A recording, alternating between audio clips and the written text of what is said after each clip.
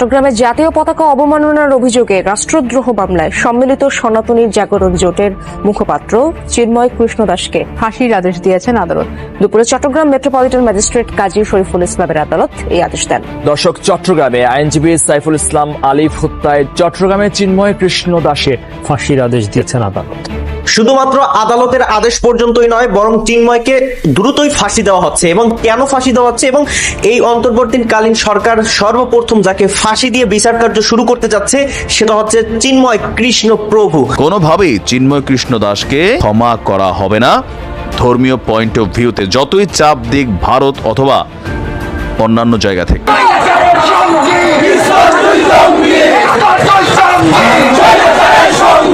কিন্তু তারা ডেফিনেটলি একটা পলিটিক্যাল অ্যাসেট হিসেবে বাংলাদেশে কাজ করছে, পলিটিক্যাল এজেন্ডা বাস্তবায়নের জন্য কাজ করছে, যার কারণেই জুলাই আগস্টের পর থেকেই দেখছি ইসকন বিভিন্নভাবে হিন্দু ধর্মের কার্ড ফেরার চেষ্টা করছে, হিন্দু ধর্মের মানুষজনকে উস্কে দেওয়ার চেষ্টা করছে।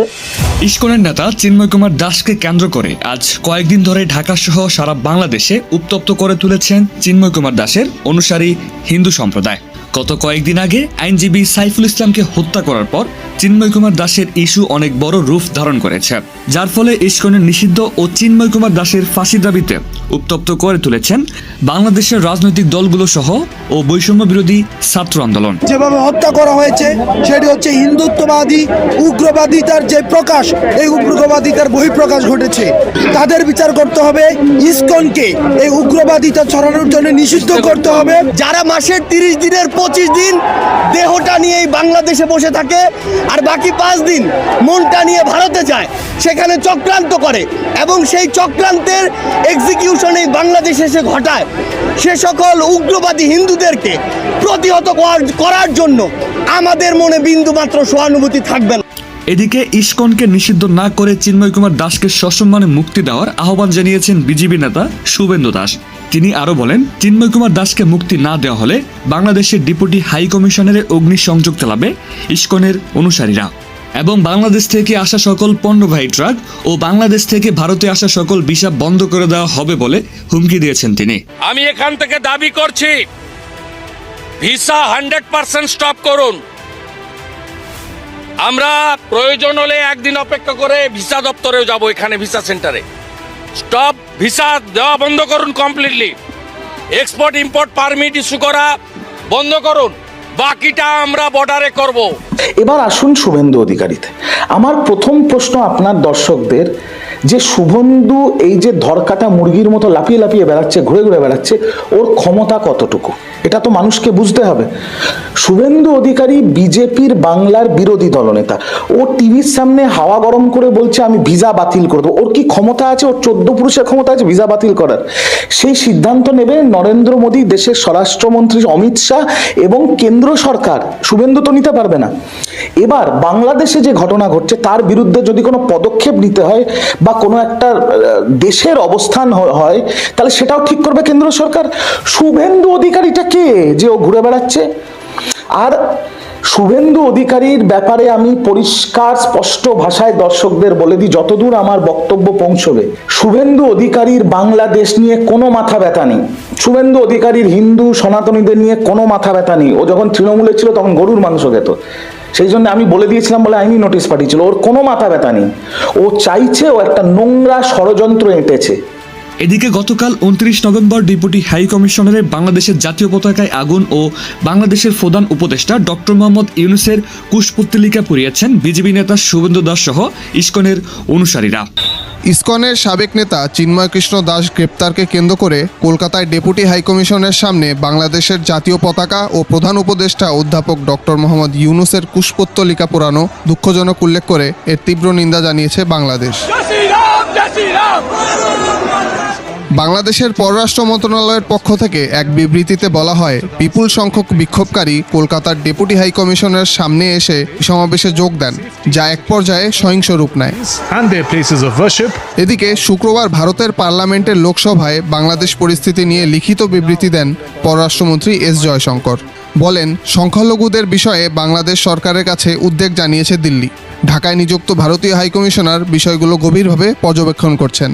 এছাড়া ভারতের পররাষ্ট্র মন্ত্রণালয়ের মুখপাত্র রণধীর জয়সওয়াল সাপ্তাহিক ব্রিফিংয়ে বলেন, বাংলাদেশে সহিংসতা ও উস্কানির ঘটনা বাড়ছে।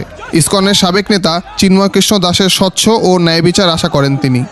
That India has consistently and strongly raised with the Bangladesh government the threats and targeted attacks on Hindus and other minorities. Our position on the matter is very clear. The interim government must live up to its responsibility of protecting all minorities.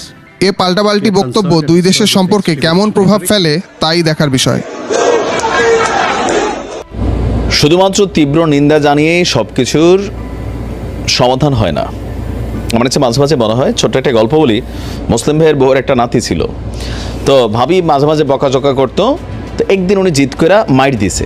তো মাইর দেওয়ার পরে ভাবি নাতিয়ে বলতে আছে, তুমি মাল লাকা, তুমি আমার বকবায় না, মানে ফদাইবা, কুমিল্লার ভাষায় ফদাইবা, ফদাফদি মানে হচ্ছে বকাবকি। তো মানে এখন বকলে আর মারলে পার্থক্য কি? তার বক্তব্য, বকলে তো গায়ে লাগে না, ব্যথা পাই না, মারলে তো ব্যথা পাই। এই কথাটা বলার এই কারণটা হচ্ছে, গতকালকে থেকে কলকাতায় এই বিজেপির একজন নেতা শুভেন্দু, তার যেই একটা অ্যাক্টিভিটিস শুরু হয়েছে বাংলাদেশ ইস্যুতে, বিশেষ করে কলকাতার কয়েকটা টেলিভিশন চ্যানেল, পত্রিকা প্লাস এই বিজেপির টিমটা, কংগ্রেস, তৃণমূল, তারা তাদের অবস্থান প্রকাশ করেছে যে বাংলাদেশ একটা আলাদা রাষ্ট্র। এই বিষয়ে তাদের সরকারের কোনো বক্তব্য দেওয়ার সুযোগ নাই। আপনার কেন্দ্রীয় সরকার যেটা সিদ্ধান্ত নেবে সেটাতে তারা সমর্থন জানাবে, তবে ধর্মীয় ইস্যুতে যেন বাংলাদেশে কোনো অস্থিতিশীল পরিবেশ তৈরি না হয়, এটা তাদের প্রত্যাশা। সুন্দর বক্তব্য মমতা দিদির। কিন্তু বিজেপির যে পার্টটা কলকাতায় আছে, তারা করছে কি, বাংলাদেশের যে হাই কমিশন, বলছিলাম না এরা অ্যাকশনে যাবে, অ্যাকশনে কিন্তু গেছে। আজকে তারা বাংলাদেশের হাই কমিশনে গিয়ে যে আমাদের জাতীয় পতাকা আছে, সেই পতাকাকে সেখান থেকে টাইনা হেসরাইয়া নামাইয়া সেটাকে কেউ পা দিয়া পদদলিত করেছে, নানান ধরনের অ্যাক্টিভিটিস কিন্তু চালিয়েছে। আবার আমাদের বাংলাদেশে এগুলো টুকটাক ঘটছে।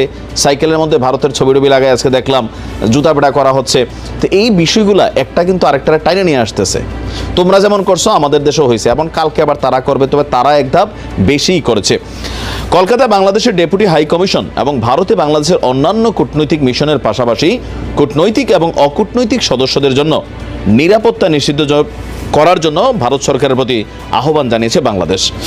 বাংলাদেশ সরকারের পক্ষ থেকে বলা হয়েছে, গভীর উদ্বেগের সঙ্গে উল্লেখ করা হয়েছে, কলকাতায় বাংলাদেশের ডেপুটি হাই কমিশনের বাইরে বিকেলে কলকাতার একটি হিন্দু সংগঠন বঙ্গীয় হিন্দু জাগরণ দ্বারা সহিংস বিক্ষোভ হয়েছে। সে সময় বিক্ষোভকারীদের একটি বড় দল আয়োজিত সমাবেশ এবং বিক্ষোভ থেকে সহিংস হয়ে ওঠে। বিক্ষোভকারীরা পুলিশের ব্যারিকেড ভেঙে বাংলাদেশ ডেপুটি হাই কমিশন সীমানায় পৌঁছায়। তারা বাংলাদেশের জাতীয় পতাকাতে আগুন দিয়েছে এবং বাংলাদেশ সরকারের প্রধান উপদেষ্টা ডক্টর মোহাম্মদ ইউনূসের কুশপুত্তলিকা দাহ করেছে, মানে আগুন দিয়েছে। পরিস্থিতি বর্তমানে নিয়ন্ত্রণে আছে বলে মনে হলেও ডেপুটি হাই কমিশনের সব সদস্যদের মধ্যে নিরাপত্তাহীনতা বিরাজ করছে। বাংলাদেশ সরকার বাংলাদেশের জাতীয় পতাকা অবমাননা এবং প্রধান উপদেষ্টার কুশপুত্তলিকা পোড়ানোর জঘন্য কাজের তীব্র নিন্দা জানিয়েছে। ভবিষ্যতে যেন এই ধরনের ঘটনা না ঘটে সেটার প্রতি আহ্বান জানিয়েছে। তো সেখানে তাদের নিরাপত্তার জন্য ভারত সরকারকে বলা হয়েছে। সরকার প্রটোকল দিবে, কিন্তু প্রটোকলের বাহিরে অনেক ঘটনা ঘটবে। এক্সট্রিম লেভেলে ভারত করছে। ইভেন ইসকনের যে ভারতের যারা অনুসারী আছেন, চট্টুপল সম্ভবত এলাকাটার নাম, না আমি নামটা একটু ভুল হইতে পারে, পেট্রো বাংলা বা কি জানি, সরি নামটা ভুল, বাংলাদেশ এবং ভারতের মধ্যে সেখানে আপনার আমদানি রপ্তানির ঘটনা ঘটে গেল 3 দিন যাবৎ, সেটা তারা বন্ধ করে দিয়েছে। ইভেন কলকাতার রাস্তায় বাঙালি যারা ইসকনের অনুসারী আছে তারা বলছে কুমিল্লা চাই, ওই চট্টগ্রাম চাই, তারপর আরও কোন কোন জায়গায় জানি চায়। আপনি চিন্তা করতে পারেন তারা এরকম বক্তব্য দিচ্ছে। তাদের দেশে টেলিভিশনে দেখানো হচ্ছে চট্টগ্রাম, এটা আসলে ভারতের অংশ, এটা দরকার ভারতের। নানান ধরনের অ্যাক্টিভিটিস কিন্তু ভারত এই মুহূর্তে করছে। তো বিশেষ করে ডক্টর মোহাম্মদ ইউনূসকে নিয়ে এমন ধরনের ঘটনা করবে এরা, এটা কিন্তু মানে চিন্তার বাহিরে। তবে এটা হালকা হিসাবে চলে যাবে। কেন চলে যাবে? কারণ এটা ওইখানে যারা করছে, ওই যে বঙ্গীয় হিন্দু জাগরণ, তারা কোনো পলিটিক্যাল দল না। তো কোনো দেশের নাগরিক বলতেই পারে, বাংলাদেশে আমরা মোদিকে নিয়ে প্রতিদিন গালাগালি করি, মোদির 14 গোষ্ঠী উদ্ধার করি, তো এগুলো নিয়ে ভারত সরকার কতটুকু কি থামাইতে পারছে? পারে নাই। তো আজকে এই কারণে তারাও মনে করতেছে ঠিক আছে, কারণ মিডিয়াতে তো এগুলো দেখা হচ্ছে, দেখছে বাংলা ভাষাভাষীরা, কিন্তু আমাদের ব্লগ দেখে, আমাদের অ্যাক্টিভিটিস দেখে, আমরা যেমন তাদেরগুলো দেখি। একটা জঘন্য খেলা তৈরি হয়েছে, এখান থেকে বের হয়ে আসা উচিত। এখন ভারত কি আমাদেরকে ওইভাবে শক্তভাবে, মানে ভারত সরকার এটার ব্যাপারে সিদ্ধান্ত নেবে? আমার তো মনে হয় না। এই বলার জন্য একটা বলবে ওকে ফাইন, এতটুকুই, 4টা পুলিশ দ্বারা করাই দিবে, এর বেশি কিছু না। তবে এগুলোর সমাধান দরকার। ভারতকে বাংলাদেশের ইস্যুতে সম্মান দেওয়া দরকার, যেটা এরা বরাবরই দিচ্ছে না। আশা করি সরকারের ব্যাপারে শক্ত সিদ্ধান্ত নেবে। ভারতে মসজিদের সীমানা জরিপকে কেন্দ্র করে এক দাঙ্গায় 5 জন নিহত হয়েছে, এর ভিতরে ম্যাক্সিমাম মুসলমান। দাঙ্গাটা কি? মুঘল আমলের একটা মসজিদ, সেই মসজিদকে হিন্দু কয়েকজন মিলে মামলা করেছে যে এই মসজিদের সীমানার ভিতরে মসজিদ তৈরির আগে হিন্দু কোনো একটা প্রাচীন মন্দির ছিল এবং মন্দিরের জায়গায় মসজিদ করেছে। অথচ যারা অভিযোগ করেছে তাদের 14 পুরুষেরও হয়তোবা ওই সময় জন্ম হয়নি যখন এই মসজিদ হয়েছে। এই অভিযোগটা করে দিল। এখন জরিপ করার জন্য আদালত থেকে লোক চলে আসলো, দাঙ্গা হলো, একদম প্ল্যান করে দাঙ্গা লাগানো হলো এবং সেখানে মুসলমান মারা গেল। এটা নিয়ে কিন্তু ভারত কোনো কথা বলছে না। বাংলাদেশে জুলাই আগস্টে এত সাধারণ জনতা মারা গেল, এটা নিয়ে তাদের টেনশন নেই। একটা চাইল্ড অ্যাবিউজার চিন্ময় কৃষ্ণ দাসকে গ্রেফতার করা নিয়ে তাদের দুনিয়ার মাথা ব্যথা, তাদের মাথায় ক্যান্সার হয়ে গেছে, টিউমার হয়ে যাচ্ছে। এগুলো আমরা বুঝি।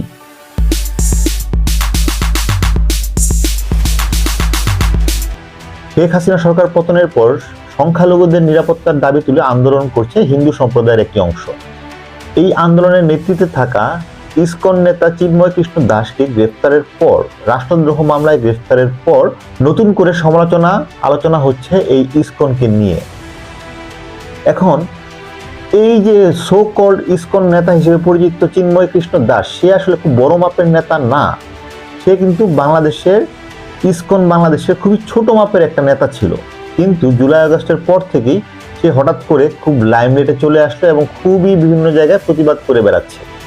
এখন যখন আসলে সাধারণ মানুষ ভাবছে যে এ হচ্ছে ইসকন নেতা, তখন কিন্তু বর্তমান ইসকনের কেন্দ্রীয় নেতা তাকে ডিজাউন করেছে, অলরেডি সংবাদ সম্মেলন করে বলেছে যে চিন্ময় কৃষ্ণ দাসকে আরো 3-4 মাস আগেই ইসকন থেকে বহিষ্কার করা হয়েছে কিছু অনৈতিক কার্যকলাপের জন্য। যদিও সে সরাসরি বলেনি অনৈতিক কার্যকলাপগুলো কি, কিন্তু সকল তথ্য যা পাওয়া গিয়েছে তাতে বোঝা যায় সে শিশু নির্যাতনকারী হিসেবে অভিযুক্ত। এবং পরবর্তীতে এই ইসকনে কিন্তু এই চিন্ময় কৃষ্ণ দাসের কাছে 18 বছরের কম বয়সী কোনো যুবক যুবতী না যাওয়ার জন্য পরামর্শ দিয়েছিল। তার মানে চিন্ময় কৃষ্ণ দাস একজন শিশু নির্যাতনকারী, একজন চাইল্ড অ্যাবিউজার। সে জুলাই আগস্টের পর থেকে বিভিন্ন রকম হঠাৎ করেই বড় নেতা হয়ে গিয়েছে এবং বাংলাদেশের বিভিন্ন জায়গায় অরাজকতা সৃষ্টি করার চেষ্টা চলছে। এইরকম একজন ব্যক্তিকে আটক করার পরে তাকে ঘিরে ইন্ডিয়ার পররাষ্ট্রমন্ত্রী জয়শঙ্কর এবং মোদি পর্যন্ত কনসার্ন। সাধারণ হিন্দুরা না বুঝেই, বাংলাদেশের যারা সাধারণ হিন্দুরা রয়েছে তাদেরকে ব্রেইন ওয়াশ করে উল্টাপাল্টা বুঝিয়ে তাদেরকে রাজপথে নামিয়ে দিচ্ছে এবং তার মাঝখান দিয়ে, তথ্য প্রমাণের ভিত্তিতেই বলছি, তার মাঝখান দিয়ে আওয়ামী লীগের যে সব নেতা ফেতা রয়েছে তারা এই ছদ্মবেশে বিভিন্ন রকম অপকর্ম করে বেড়াচ্ছে, যার মধ্য দিয়ে কিন্তু অলরেডি চিটাঙে একজন আইনজীবী খুন হলো। এখন প্রশ্ন হচ্ছে সে কোন ধর্মের, সেটা আমরা সাইড করে রাখি। একটা মানুষ যে কিনা শিশু নির্যাতনকারী, তার বিরুদ্ধে চাইল্ড অ্যাবিউজের অভিযোগ রয়েছে, যাকে কিনা দল থেকে বা সংগঠন থেকে বলা হয়েছে যে এই লোকের কাছে যাতে 18 বছরের কোনো কম বয়সী শিশু কিশোর না যায়, এমন একটা মানুষ যে ধর্মেরই হোক, ধরলাম সে মুসলমান বা হিন্দু বা খ্রিস্টান, সে কি ভালো মানুষ? সে হিন্দু না সে ইসকন সদস্য বাদ দেন, সে মানুষ হিসেবে তো অবশ্যই ভালো না। আজকে যদি সে এই ইসকন সদস্য সকল অথবা সে সনাতনী জাগরণ জোটের নেতা বা মুখপাত্র যাই হোক না কেন, সে যদি আজকে এই সব পরিচয় না দিয়ে এটা যদি একটা মুসলমান ধর্মেরও কেউ হতো, তাহলেও আপনি তাকে সমর্থন করতে পারি না। বিকজ অপরাধটা হচ্ছে অপরাধ। মানুষের পরিচয় পরে একটা আলেমের ঘর থেকেও একটা ছেলে খুনি হিসেবে বা মাস্তান হিসেবে বের হতে পারে, তাই বলে কি তার শাস্তি হবে না? এই ব্যক্তি চিন্ময় কৃষ্ণ দাস অবশ্যই সন্দেহজনক এবং এইরকম একটা অ্যাকিউজ পারসন, যার বিরুদ্ধে শিশু নির্যাতনের অভিযোগ রয়েছে, যার বিরুদ্ধে রাষ্ট্রদ্রোহ মামলা হয়েছে, যার বিরুদ্ধে অবশ্যই কনক্রিট এভিডেন্স রয়েছে সরকার এবং আইন সংস্থার কাছে, তার জন্য ভারতের পররাষ্ট্রমন্ত্রী থেকে শুরু করে প্রধানমন্ত্রী পর্যন্ত কনসার্ন। এটা কি ভাবা যায়? নাকি অন্যভাবে যদি চিন্তা করেন, চিন্ময় কৃষ্ণ দাস কি এমন বড় অ্যাসেট ইন্ডিয়ার বা এমন বড় কোনো প্লেয়ার ইন্ডিয়ার যাকে আটক করায় ইন্ডিয়া এত কনসার্ন। প্রশ্ন আপনাদের কাছে, যে একটা রেপিস্ট বা একটা চাইল্ড অ্যাবিউজার পক্ষে কি ইন্ডিয়া দাঁড়াচ্ছে, নাকি এই চিন্ময় কৃষ্ণ দাস ভারতের কোনো অ্যাসেট, ভারতের কোনো বড় কোনো প্লেয়ার যারা কিনা বাংলাদেশকে অস্থির করার চেষ্টায় নেমেছে, যাকে ধরার ফলেই এত বড় ইস্যু তৈরি হচ্ছে। সাধারণ হিন্দু বা যে ধর্মেরই হোক না কেন, অনুসারী হোক না কেন, তারাও এরকম একটা মানুষের পক্ষে দাঁড়াবে না আমি নিশ্চিত। তাহলে তার পক্ষে দাঁড়াচ্ছে কারা? যারা তাকে ইউজ করে বাংলাদেশের ধর্মীয় দাঙ্গা ফ্যাসাদ লাগানোর চেষ্টা করছে। ভারতে মসজিদের সীমানা জরিপকে কেন্দ্র করে এক দাঙ্গায় 5 জন নিহত হয়েছে, এর ভিতরে ম্যাক্সিমাম মুসলমান। দাঙ্গাটা কি? মুঘল আমলের একটা মসজিদ, সেই মসজিদকে হিন্দু কয়েকজন মিলে মামলা করেছে যে এই মসজিদের সীমানার ভিতরে মসজিদ তৈরির আগে হিন্দু কোনো একটা প্রাচীন মন্দির ছিল এবং মন্দিরের জায়গায় মসজিদ করেছে। অথচ যারা অভিযোগ করেছে তাদের 14 পুরুষেরও হয়তোবা ওই সময় জন্ম হয়নি যখন এই মসজিদ হয়েছে। এই অভিযোগটা করে দিল। এখন জরিপ করার জন্য আদালত থেকে লোক চলে আসলো, দাঙ্গা হলো, একদম প্ল্যান করে দাঙ্গা লাগানো হলো এবং সেখানে মুসলমান মারা গেল।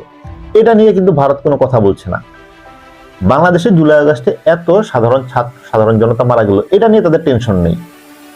একটা চাইল্ড অ্যাবিউজার চিন্ময় কৃষ্ণ দাসকে গ্রেফতার করা নিয়ে তাদের দুনিয়ার মাথা ব্যথা, তাদের মাথায় ক্যান্সার হয়ে গেছে, টিউমার হয়ে যাচ্ছে।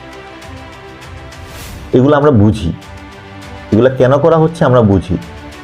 আমরা এই ভারতের থেকে 100 গুণ ভালো মানুষ দেখেই এরকম একটা ঘটনা ঘটার পরেও, যেখানে কিনা আদালত প্রাঙ্গণে এই চিন্ময়ের সমর্থকদের দ্বারা একজন মুসলমান, একজন আইনজীবী খুন হওয়ার পরেও আমরা শান্ত থেকেছি। বাংলাদেশের সাধারণ মানুষ, যে ধর্মের হোক না কেন, সাধারণ মানুষ, বাংলাদেশের মানুষ শান্ত থেকেছে, কোনো রকম হিন্দুদের উপর অত্যাচার করেনি। কিন্তু এই একই ঘটনা যদি আজকে ভারতে হতো, যদি কোনো মুসলমানদের দাঙ্গায় একটা হিন্দু মারা যেত, এতক্ষণে 100 মুসলমানের বাড়ি জ্বালিয়ে দেওয়া হতো, 10-20 জন মার্ডার হয়ে যেত। তো এই যে গেম প্ল্যান, এই যে খেলা খেলছে পতিত সরকার অথবা প্রতিবেশী যে রাষ্ট্র অথবা যারা তার তৈরি করা, তার পেমেন্ট করা, তার অ্যাসেট যারা রয়েছে বাংলাদেশে, তারা যে এই গেম প্ল্যান করছে সেটা কিন্তু আমরা বুঝি। কিন্তু বোঝার দরকার সাধারণ জনগণকে, বোঝার দরকার সহজ সরল সাধারণ মানুষজনকে, সেটা সে যেই ধর্মেরই হোক। তো একটা চাইল্ড অ্যাবিউজার, একটা মানুষের রাইটের পক্ষে দাঁড়াতে পারি, যে কোনো ধর্মের মানুষের পক্ষে আমরা দাঁড়াতে রাজি আছি, কিন্তু একটা চাইল্ড অ্যাবিউজার যাকে তার নিজের দল বহিষ্কার করেছে এই চাইল্ড অ্যাবিউজ করার কারণে, তাকে কোনো সাধারণ মানুষ, সুস্থ মানুষ সমর্থন করতে পারে না। This is my final word. আর এই ইসকন নিয়ে আজকে আমি কথা বলছি না, বিকজ ইসকন নিয়ে আমি আগেও কথা বলেছি। এই ইসকন এমনি সমালোচিত একটা সংগঠন, বাংলাদেশে সাধারণ হিন্দুরাও ইসকনকে পছন্দ করে না। প্রচুর অভিযোগ রয়েছে ইসকন সমর্থকরা বিভিন্ন সাধারণ হিন্দুদের যে মন্দির সেগুলোকে দখল করেছে, অত্যাচার করেছে এবং অনিয়মের হাজারটা অভিযোগ রয়েছে বাংলাদেশ সহ পৃথিবীর বিভিন্ন জায়গায়। এবং পৃথিবীর বিভিন্ন দেশে যেমন এর